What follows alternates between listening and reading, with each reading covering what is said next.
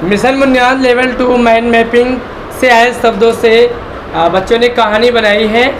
तो देखते हैं एक ही ग्रुप से अलग अलग कहानी किस तरह से बनती है और कहानी आपको कौन सी अच्छी लगी, तो सुने एक बार कहानी। हाँ जी, आप अपनी कहानी बोलो। हमारी कहानी का नाम है प्यारी चिड़िया। एक रीता नाम की लड़की थी। उसके घर के पास में उसका एक बगीचा है जहाँ पर एक सोनल नाम की सुनहरी चिड़िया रोज पेड़ पर आकर बैठती है और मधुर गीत गाती है। और सोनल कभी इस डाल पर बैठती तो कभी उस डाल पर। सोनल को सभी लोग बहुत प्यार करते थे। एक बार की बात है, रीता अपने कमरे में बैठी थी। तभी सोनल उसके कमरे की खिड़की पर आ बैठी तो रीता ने सोचा कि क्यों न मैं सोनल के लिए दाना पानी ले आऊं। सोनल के लिए बाजरे के कुछ दाने और पानी ले आई, पर सोनल ने दाना नहीं खाया और ना ही पानी पिया। सोनल ने सोचा अगर सब मुझे ऐसे ही देते रहेंगे तो मैं अपनी मेहनत से कब खाऊंगी और अपने बच्चों को मेहनत करना कब सिखाऊंगी। सोनल ने दाना पानी नहीं खाया और वह उड़ गई। उसके बाद सोनल आसमान में ऊंची चली गई। वहाँ पर जाके उसने नदी देखी। उसे नदी का ठंडा ठंडा मीठा मीठा पानी पीना पसंद था। सोनल ने पानी पिया और वहाँ से चली गई अपने बच्चों के पास। कुछ दिनों बाद सोनल अपने बच्चों के साथ में दाने की खोज में निकली।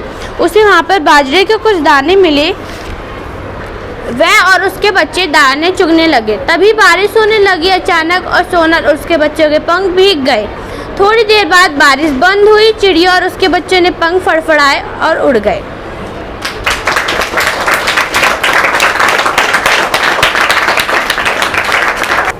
हाँ जी, शुरू करें कहानी अपनी। कहानी का नाम है नीलू चिड़िया की उड़ान।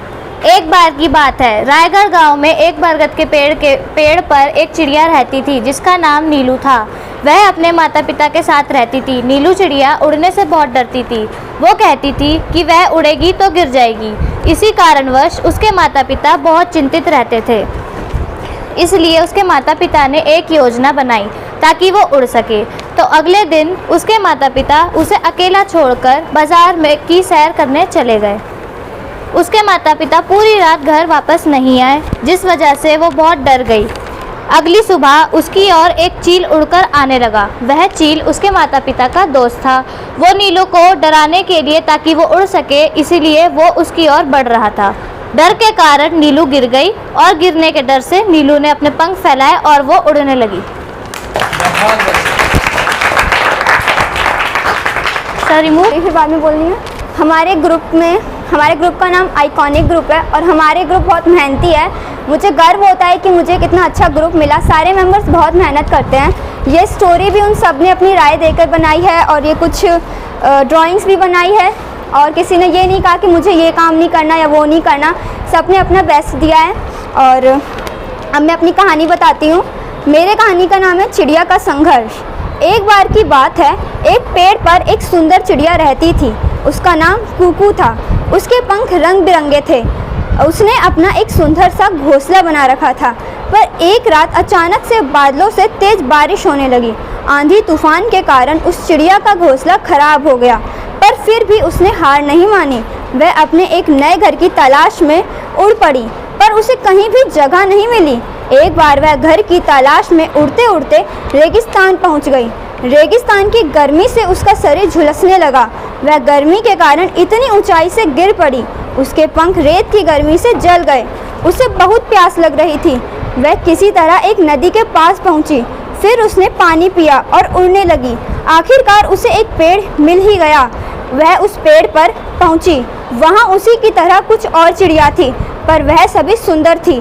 पर कुकू तो काली हो चुकी थी। उसने पेड़ पर घोंसला बनाने के लिए कहा, पर चिड़ियों ने तो मना कर दिया। पर किसी तरह वह सब मान गईं। पर चिड़ियों ने उसकी मदद करने से इनकार कर दिया। वह चिड़िया अकेले ही अपने घोंसला बनाने लगी। घोंसला बनाते बनाते उसकी चोंच में चोट लग गई, पर घोंसला बन गया। उसने घोंसले पर अंडे दिए और कुछ दिनों बाद अंडों से चूजे निकले। अब वह अपने बच्चों के साथ दाने चुगने जाती और बच्चों के साथ गाना गाती। Thank you. और इस कहानी से हमें एक सीख भी मिलती है कि हमें संघर्ष करना चाहिए, और संघर्ष चाहे जानवर करे, पक्षी करे या फिर इंसान करे, सफलता मिल ही जाती है। और परिस्थितियों से हमें डरना नहीं चाहिए, बल्कि उनका डट के मुकाबला करना चाहिए।